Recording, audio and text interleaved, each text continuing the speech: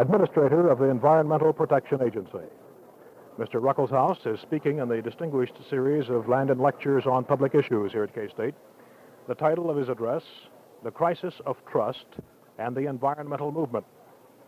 Mr. Ruckelshaus is a native of Indiana. He was graduated cum laude from Princeton, received his law degree from Harvard, served as Deputy Attorney General of Indiana, and was Majority Leader of the Indiana Legislature. Now we go to the rostrum and K-State President James McCain. I'm pleased to welcome all of you here in the Kansas State University auditorium to this third convocation of the current academic year in the Alfred M. Landon Lecture Series on public issues. As a matter of information, may I say the fourth and last is scheduled for May 4, 10:30 o'clock in the morning, when the Secretary of Agriculture, Dr. Earl Butts, will be the lecturer.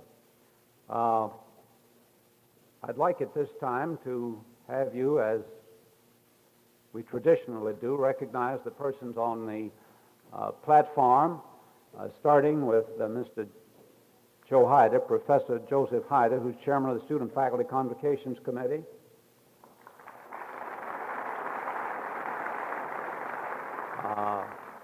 Mr. Robert Wilson of the downtown business community, who is chairman of the patrons of the Landon Lecture Series, Bob Wilson.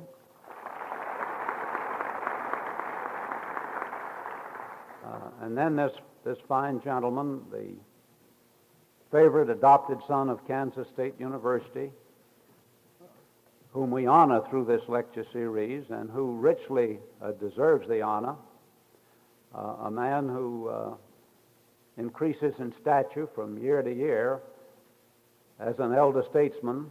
We were talking in my office just before coming over here about the trip that President Nixon made to Communist China, the trip that has just been announced that will be made by the majority and minority leaders of the Senate, Senators Mansfield and Scott, to China in a short time, both of whom, incidentally, have been Landon lecturers, and I made the proposal that Governor Landon be sent to Red China, because here on this campus, 16 years ago, he publicly advocated and then repeated his advocacy in an interview with a New York Times correspondent that Red China should be admitted to the United Nations. He was considerably ahead of his time, as he has been in many other areas of activity involving major public issues.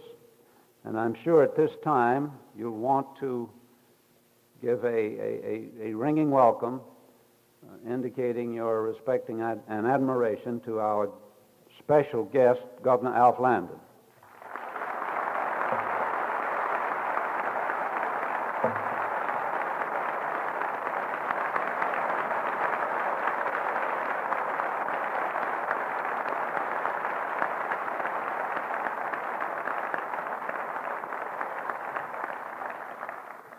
For once, Alf, I have on a tie as purple as yours. I think it would be appropriate also for us to recognize in our audience a very charming guest, the lovely and gracious Mrs. Alf Landon. Theo, would you rise so that we can tell you how happy we are?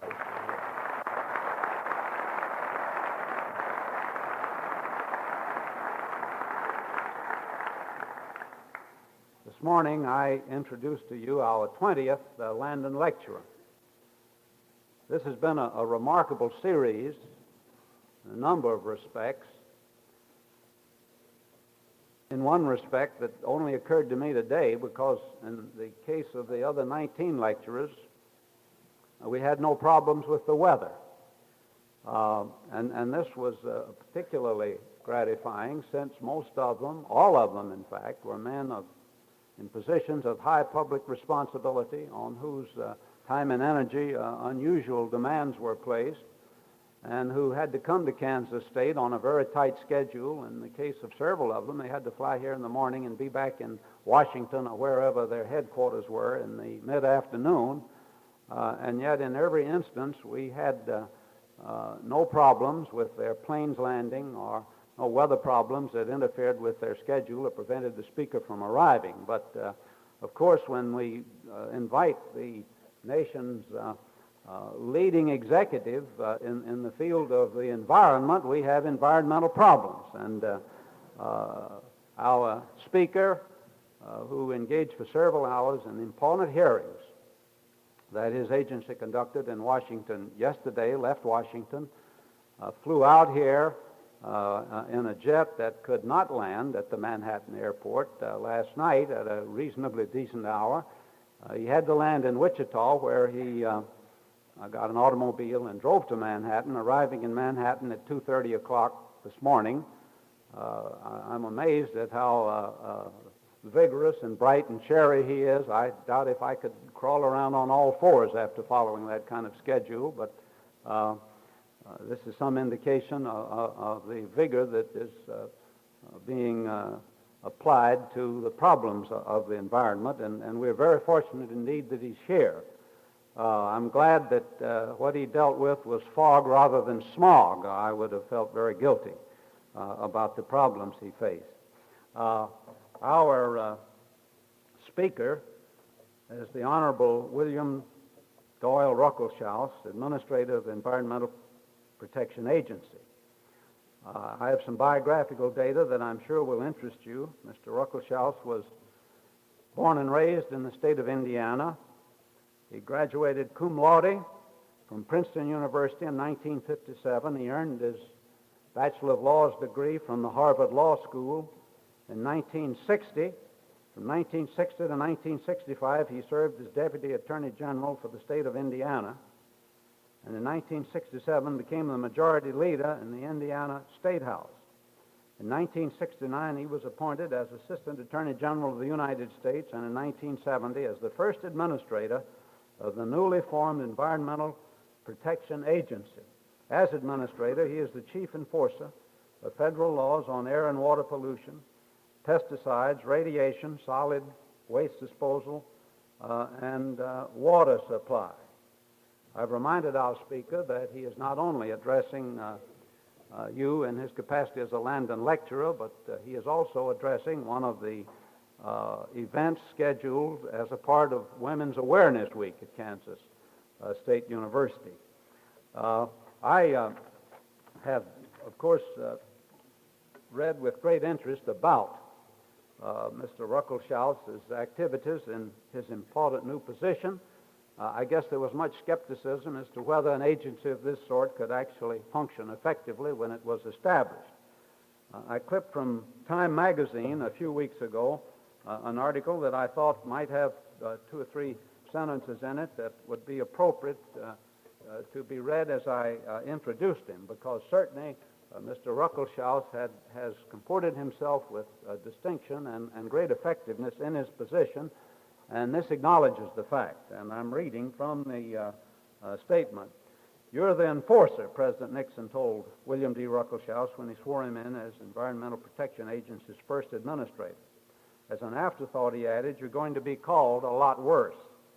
Surprisingly, after a full year in office, Ruckelshaus has not been called anything a lot worse. Environmentalists generally praise the big, bespectacled ex-Justice Department lawyer as Nixon's best appointment.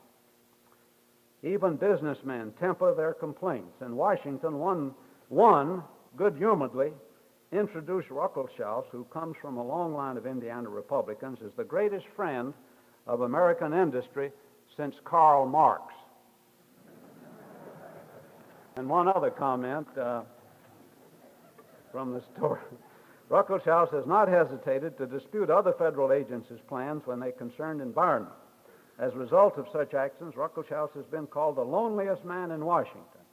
He shrugs. "In a job like this," he says, "you're bound to ruffle some feathers." And one final comment, one of the leading candidates for the Democratic nomination for the presidency, is quoted in this article as saying, "Ruckelshaus would be the first holdover of my administration."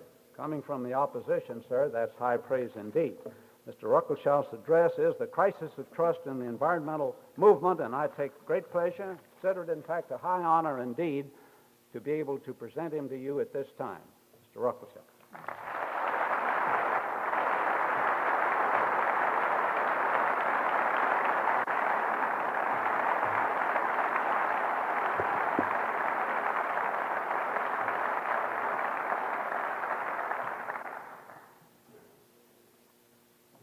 Landon, and President McCain, ladies and gentlemen. What President McCain did not mention was when I was offered the job as the first holdover under the Muskie administration, that almost guaranteed that I would be the next dismissal under the Nixon administration. I am, Mr. President and Governor, delighted to be here this morning in Kansas State. And as a matter of fact, after that plane ride last night, I'm glad to be anywhere this morning. But I believe that in the environment, we have an opportunity in this country to make some significant progress in a problem that has been long neglected. And I would like to talk to you this morning for a short time about some of the problems, not only in achieving that success, but problems that I see peripheral to it and endemic to the society that also need to be solved. I think a careful student of man's activities over the past 6,000 years can distinguish two different modes of adaptation to the physical world. Certain civilizations have tried to conquer their environments. They achieved impressive initial successes, but ultimately failed in part because their destructive habits undermined the biosystems on which their existence depended. Others so unobtrusive tricks of nature as to be neutral or even benign in their effects, at least before the rise of population in the 20th century. We in the West seem to have molded or modeled our behavior on the more destructive cultures. In both Europe and the United States, we have mined and farmed and deforested, littered and urbanized everything in sight with little thought to the limits of our resources or to the preservation of natural beauty. We've thus far postponed disaster, but we have not preempted it. Indeed, recent signs have persuaded many that the time has come for detoxification on a global scale. The environmental movement, which began 3 years ago, far transcends the call for clean air, pure water, or more parks. For the first time in the developed nations of the world, we are questioning the consequences of mindless demographic and economic growth. We in America have begun the halting transition from a culture of action to a search for understanding, from an obsession with material things to an esteem of the good and the beautiful. All this is, of course, manifestly unconventional. One senses the beginning of a new historical era, an era predicted long ago by one of our founding fathers in this country. In a letter to his wife Abigail in 1772, John Adams, our second president, wrote with remarkable foresight, "The mechanic arts are those which we have occasion for in a young country as yet simple and not far advanced in luxury. I must study politics and war, that my sons may have liberty to study mathematics and philosophy, commerce and agricultural, natural history and naval architecture and navigation, in order to give their children the right to study painting, poetry, music, architecture, statuary, tapestry, and porcelain." In a sense, John Adams was setting priorities. America, he was saying, had first to guarantee its independence, then satisfy the developmental needs of our people, and finally meet their intellectual and spiritual requirements. As John Adams well knew, it was a task for more than 3 generations. But let no one imagine that changing attitudes toward the total environment are the special property of this country. Unmistakable signs of a similar awakening have appeared in Western Europe, in Japan, in the Soviet Union, and even in some of the less developed countries, despite their legitimate desire for the material comforts of a technological age. Pollution, overpopulation, ugliness, and urban sprawl are not capitalist phenomena, nor is concern about them a monopoly of the affluent. They are, in fact, the universal concomitants of a now vanishing ecological laissez-faire. I believe that one of the most difficult tasks man faces in the remainder of this troubled century will be to see who can best manage the earth, who can best preserve this heritage we the living hold in sacred trust for all peoples and all generations. Recently, many of you may have seen and read a study of man's environmental impact entitled The Limits to Growth. It drew widespread attention in this country and abroad. Essentially, it was a computer-based systems analysis of the fate of our civilization if we do not move swiftly to redress the imbalances caused by growing energy demand, production, and population. Whatever the merits of such a projection, it does not address, in my opinion, the most pressing problem we face as a society. A problem worthy of a shelf full of studies itself. Studies and volumes we might call the limits of belief. For we live in an age when it is far easier to define those things in which we no longer believe and no longer repose trust than it is to recite a litany of principles and the institutions and the accomplishments of which reflect a common tradition or share or shape a common purpose.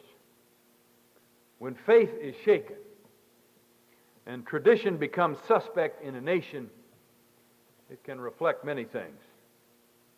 It can reflect a temporary cynicism, a fleeting aberration, or a fundamental crumbling of the ethical underpinnings necessary to the continued life of a society. In a recent column in the Washington Star, Mr. Smith Hempstone, who writes for that newspaper, addressed this problem.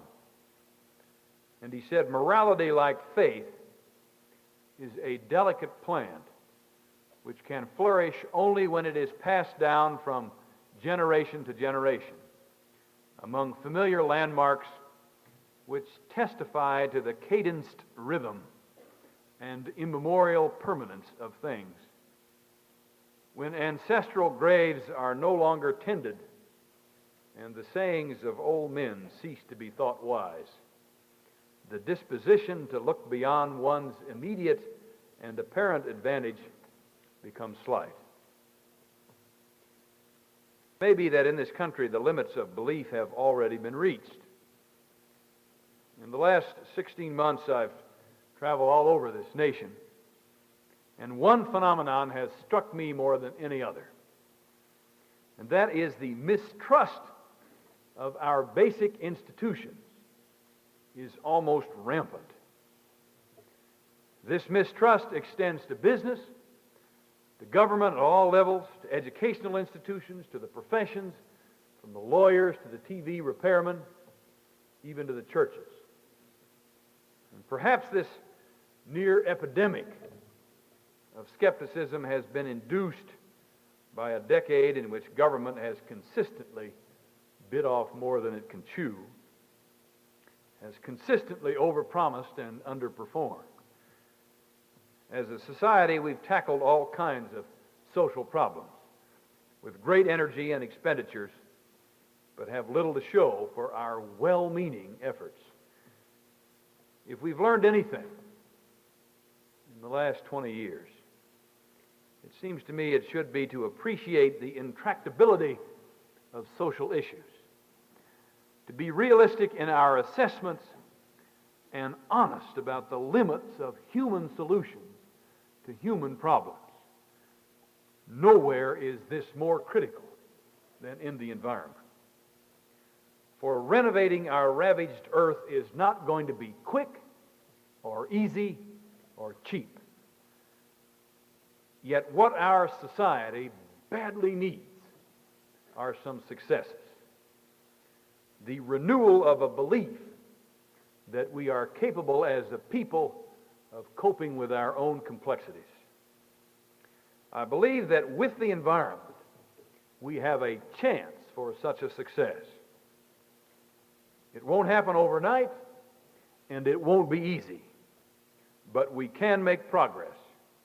Progress that can be seen by every American in cleaner air, in pure water, and in the beautification of our neglected earth. If such successes were to be achieved, and I'm convinced that they can and will be, it might rekindle hope in Americans, renew our vigor to grapple with other social problems whose solution has defied us. Problems of race, poverty, urban decay, even war. The main task of those committed to a better life is to be rigorous and yet to be sensible, determined to aim high yet refusing to fall for the simple solution, the solutions that are bound to disappoint in the long run. We cannot return to an idyll of pastoral perfection. We have to adapt our reforms to the reality of the society we have created. The surest way to alienate potential allies and to destroy the effort to restore the environment is to link that effort with radical proposals unrelated to what we're trying to achieve. For instance, some sensible approach to population control is absolutely necessary, but we needn't stop procreating. Mindless economic growth cannot continue, but to bring the economy to a crashing halt is to eliminate support for anything we want to undertake, including environmental restoration. Technology cannot continue to run amok, but new technology and more technology is needed to produce clean energy and indeed to clean up the environment.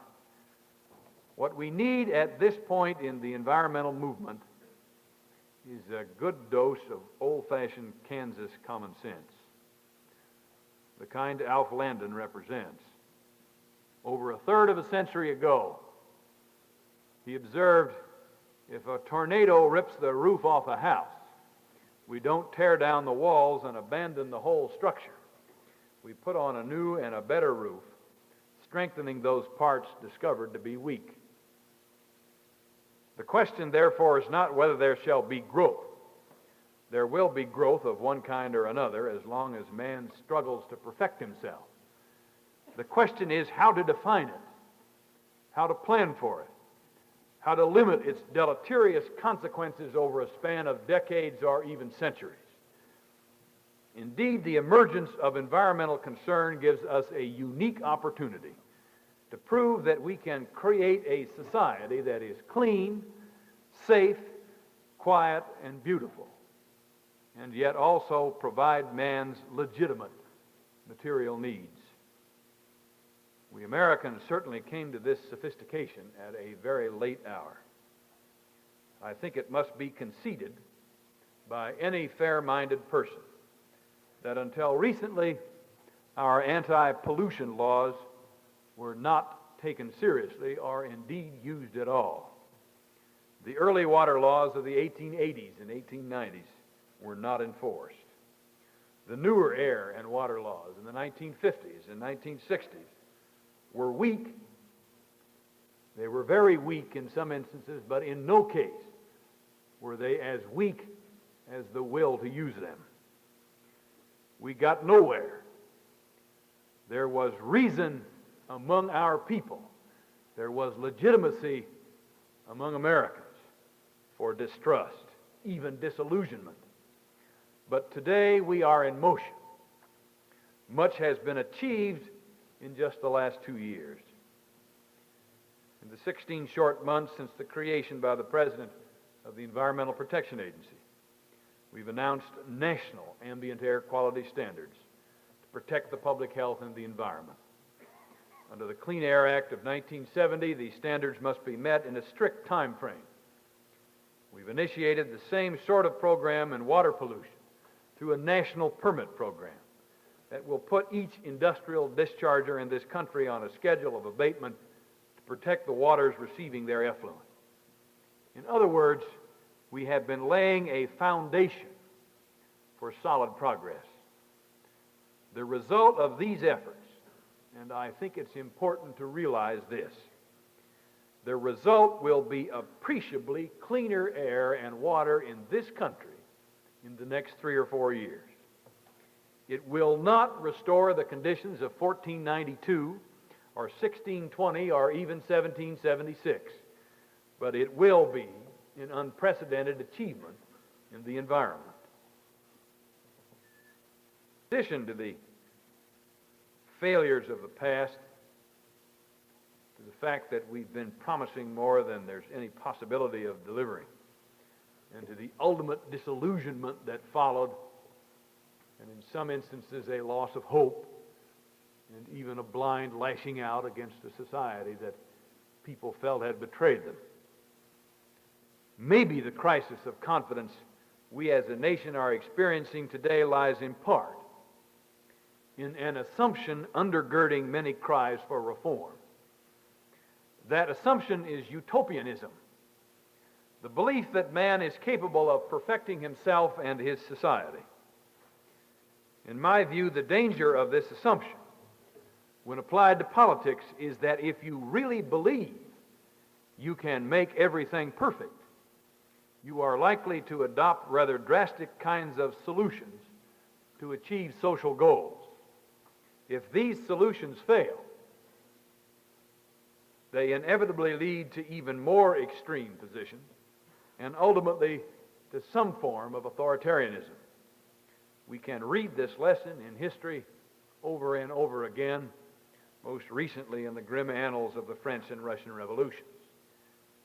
The threat of an authoritarian society may seem remote, and indeed in America today it probably is. But there are other more immediate shoals on the voyage to utopia. First, we lose our ability to measure progress.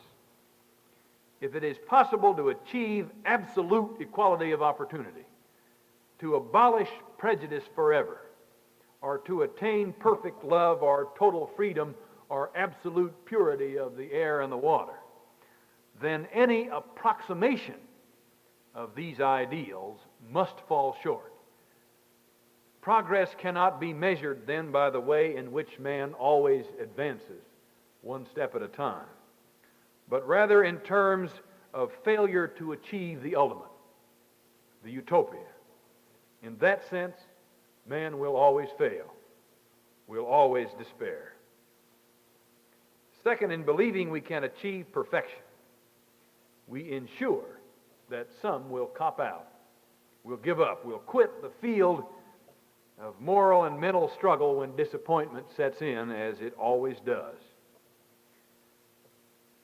That nobody ever revealed the human condition any better than the great liberal David Lilienthal, when he said, "The short and sure road to despair and surrender is this: to believe that there is somewhere a scheme of things that will eliminate conflict, struggle, stupidity, cupidity, personal jealousy." The idea of utopia is mischievous as well as unrealistic and dull. Man is born pushing and shoving as the sparks fly upward. But the blind idealist doesn't see things that way. If utopia is reachable and it has not been attained, then someone must be to blame. This is the inevitable third shoal of the utopian voyage, the scapegoat. For many, the problem is not simplistic populism or rampant perfectionism or imperfect struggling Homo sapiens. It is conniving politicians or vested interest or Black Panthers or police brutality or bourgeois compromisers or communists or even the military-industrial complex.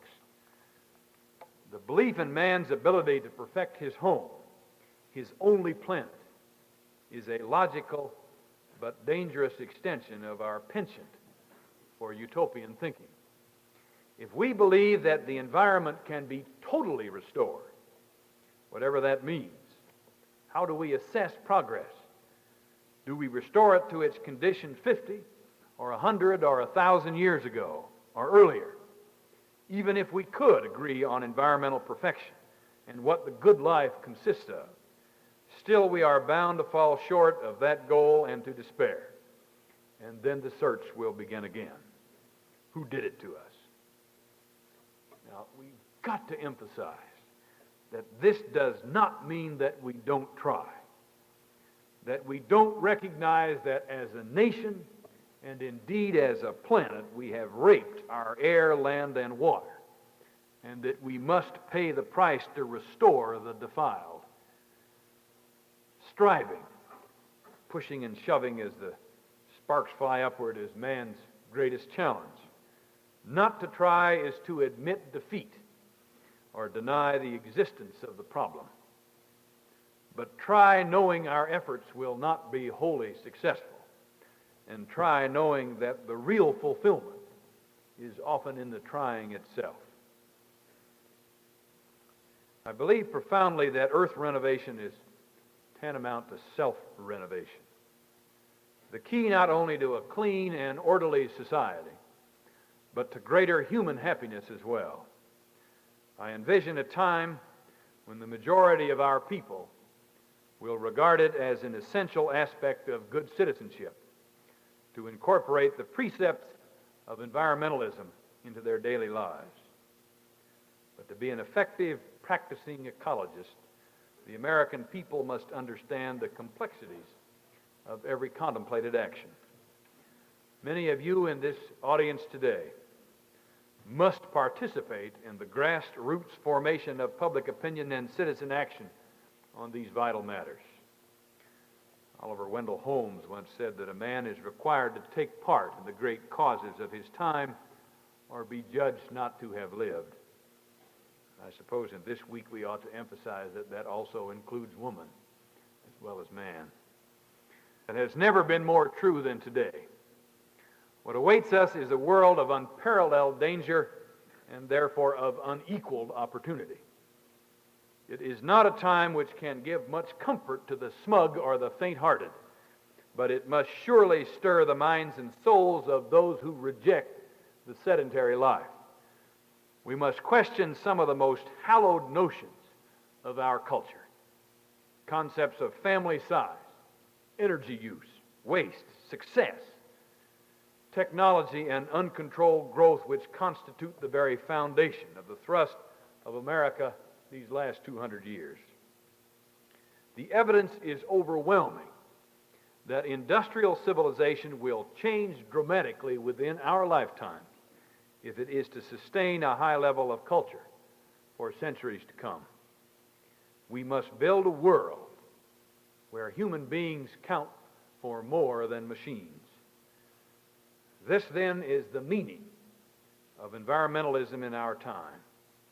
It teaches a new ethics and a new reverence for life. It can help to unify the American people, and if carried to fruition, it will inspire new confidence in man's power to control his own destiny. There's one more bit of wisdom which I have learned from the man in whom these lectures were named to honor, and I'd like to share it with you this morning. In times that were fully as difficult and trying as these, he said nearly 3 decades ago, "We are aware that we must make our just contribution to the solution of the problems of our times. Each generation, in turn, has its own problems to solve for posterity. No age has escaped this inspiring responsibility. I believe it is for your generation and mine in the years and decades to come to restore man to a harmony with nature and his environment, to ensure a clean and livable home for the posterity of all mankind. When this administration took office more than 3 years ago, the President urged all of us to lower our voices. But let us never lower our vision. We must be a generation of idealists without illusions, which seeks painstakingly, one step at a time, to fulfill the dreams which have inspired good men in all ages. There is no utopia. There is no rediscovering Eden on earth. But there is for each of us a beckoning vision. Man at peace with himself, with his neighbor, and with his world. Thank you very much.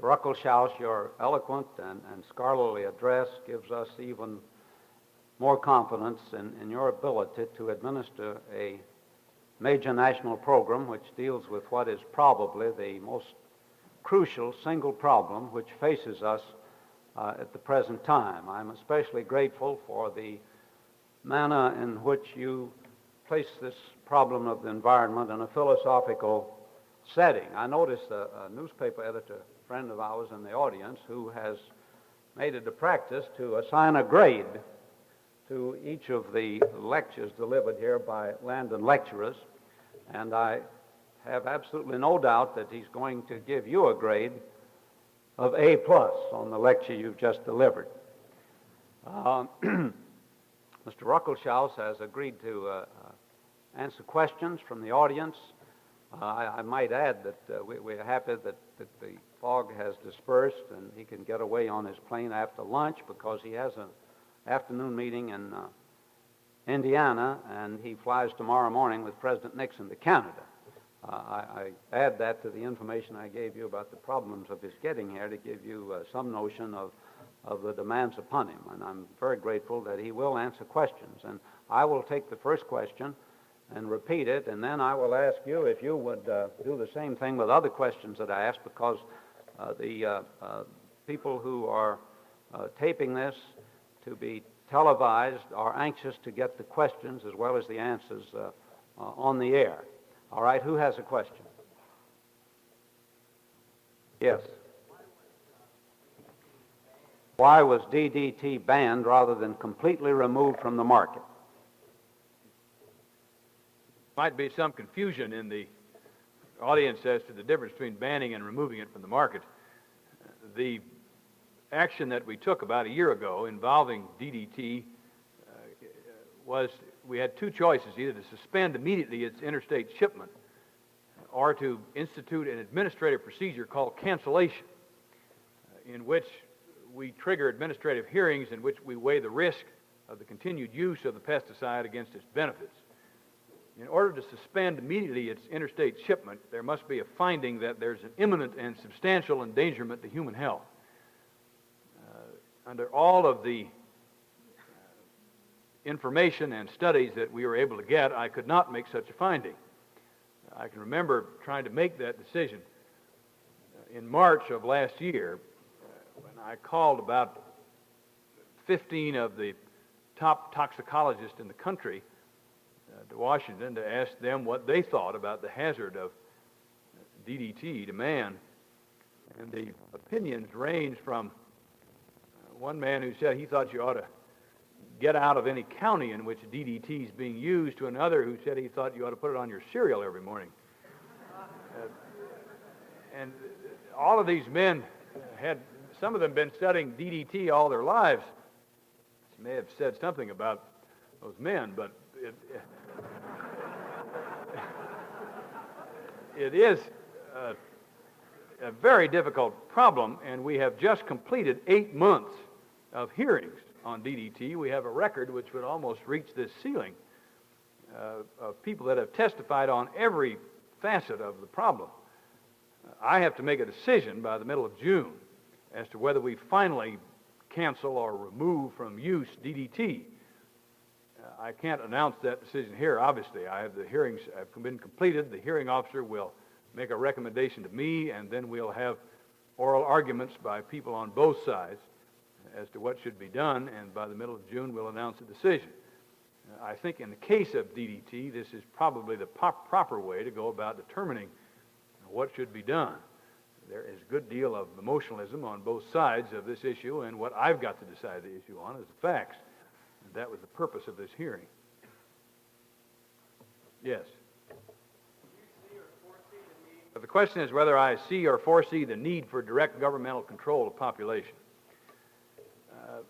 There is obviously a need to address this problem much more intelligently than we have in the past, not only in this country, but in the world. The problem in this country does seem, at least by some of the demographic evidence that we can get, to be diminishing, but it's by no means over. The essential problem is the theory of exponentiality of growth. And it's the same problem we run into in energy production or in many of the problems we face in the environment.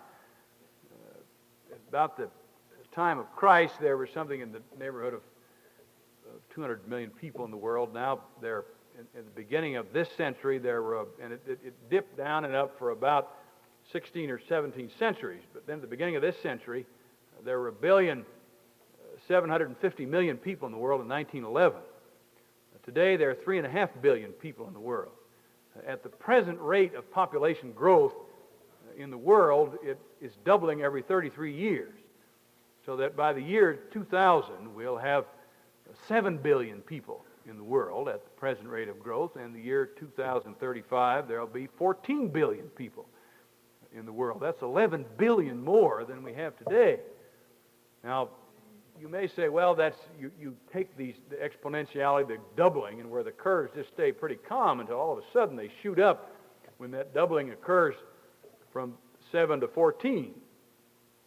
So that if this trend continues, and we can't tell whether it's going to continue. We know very little about the limiting factors on population in man. I think at some point we're clearly in a lot of trouble. Now, you might argue when that point is going to be. And some say we're overemphasizing the problem. I'm sure we could fit a lot more people on the earth if we all got close together and kept our feet together. We could, a lot more of us. But there's not an awful lot of space after a while. And what kind of fitting is that really? So that it seems to me that we have got to study very carefully what are the limiting factors of population in a place like India with 535 million people today. How do we limit that sort of situation? And where you have a lot of countries that are emerging or less developed, in which they're going to constantly be emerging and less developed because they simply cannot develop fast enough to keep up with the population increase. So there is no material increase in the population itself because of any development of that country. So that as to whether we're going to have governmental controls and all that implies, I'm not at this point prepared to say, but I do know that unless we study this problem much more carefully than we have in the past, and I think the President's Population Commission is a good start, then that have just issued this report, that we might run into trouble all of a sudden because of the exponential problem of population growth. Yes? The question is, what federal standards do we have of the dumping of raw sewage or other materials into the ocean? That he'd read an article where New York was dumping sewage of this kind. We have standards restricting the discharge of effluent from a sewage treatment plant into the ocean just as we do on any of the inland waterways. What they're doing in New York is taking the sludge that is created from a secondary sewage treatment plant system and loading it on barges and taking it out and dumping it on the New York Bight, which is right off Long Island Sound. They've created a vast area of essentially a dead sea out there off New York. We have been pushing for now almost 2 years an ocean dumping bill which would bring this kind of activity under strict control of the Environmental Protection Agency. This is one of some 14 bills that we've had pending in Congress for about a year and a half now. And we're hoping to get this bill is now in Congress. About a year and a half now. And we're hoping to get this bill is now in conference between the Senate and the House. We're hoping to get a bill out which would give us the authority to issue permits for this and to restrict very carefully any dumping into the ocean that might cause ecological or environmental harm. We are close to having an international agreement on oil disposal and dumping in the ocean, and we're hoping to get much more careful control through the Stockholm Conference on the environment in June.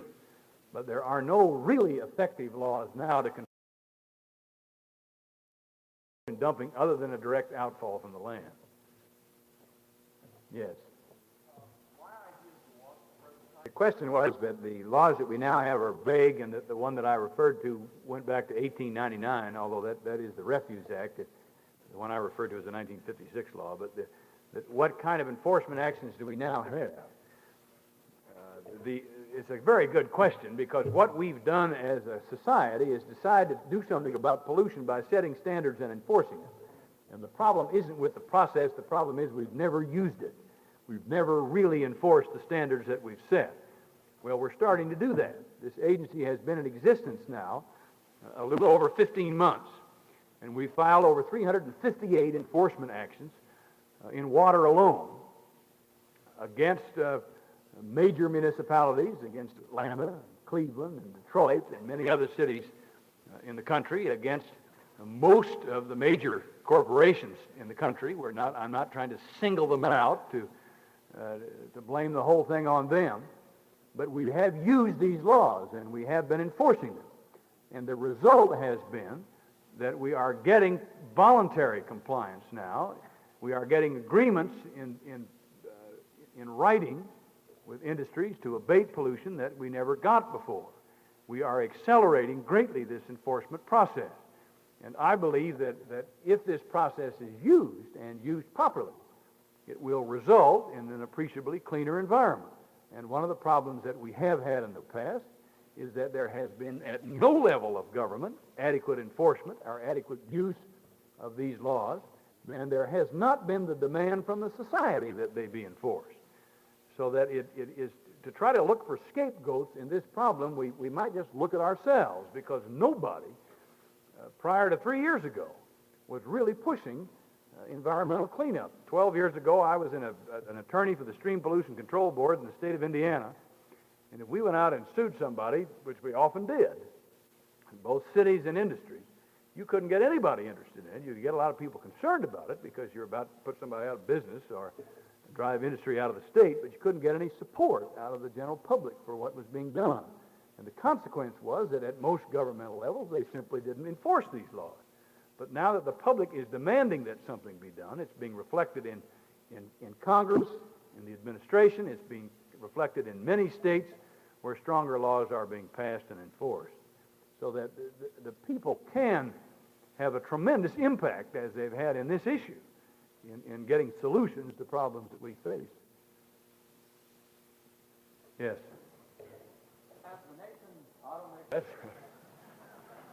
That's you're not from General Motors, are you? That's precisely the question I've got to decide that these hearings are involved in now in Washington. Under the Clean Air Act of 1970, if the automobile companies think they can't meet the 1975 standards because, number one, the technology is not available, and secondly, I find they've made a good faith effort to achieve them, then I can grant them a 1-year extension of time to 1976 to meet the standards. We've had filings from all of the major domestic companies and foreign companies requesting an extension of time. We're now having hearings in Washington. They're in their third day. They'll last 20 days, and I have to make a decision 60 days after the filing, which is about 30 days from now. So my opinion as to whether they've made a good faith effort is as yet unformed. But it will be by the end of these hearings. They're spending more money. Yes, he has. Yes. Well, the question was the law that established our agency also called for environmental impact statements. There are two different laws. One, our agency was formed under an executive reorganization plan in which we took some 15 agencies and put them all under one umbrella. The National Environmental Policy Act is a separate act that calls for the issuance of environmental impact statements anytime a major federal project is undertaken or legislation is introduced. And this law has had tremendous impact on the way we view decision-making in the federal government.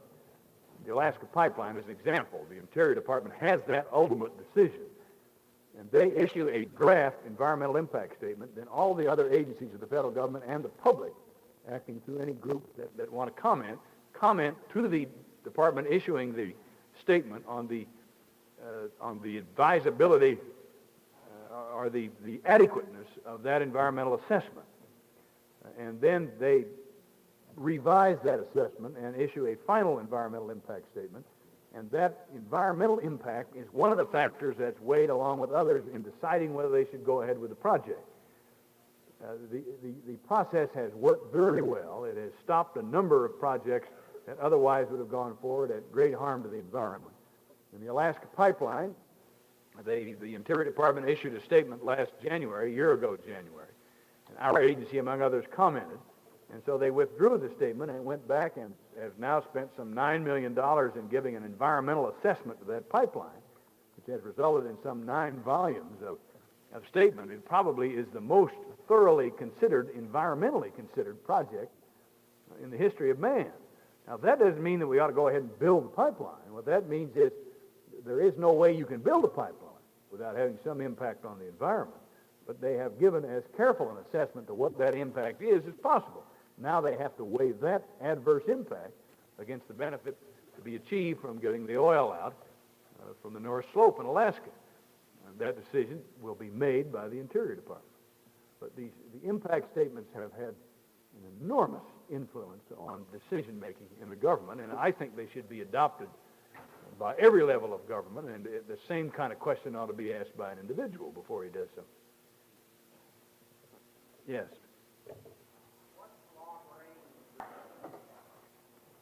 Well, we have divided the agency into 5 we have 5 presidential appointees, each in charge of a particular section. One is research and monitoring. We have about $175 million of the research that we'll do this year. And what we have some research we absolutely have to do in order to meet our standard-setting functions.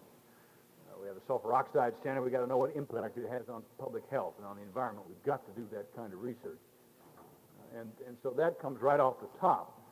Then in setting the priorities as to how we should conduct the rest of the research, we try to make an assessment of what will be done in the private sector, what kind of stimulus we can give to research being done in the private sector, and then what sort of answers do we need both in the short and particularly in the long range to bring more intelligent and sophisticated tools to bear on the decision-making process. And we try to set these priorities by getting from all over the society and within the agency their ideas of priorities and then outlining all of those in various categories and choosing from them. And no matter how much money we have in the research program, there are bound to be limits. And so we just have to try to set those priorities and on the basis of the broad kind of outline I just gave you. We have time for one more question, I think. And,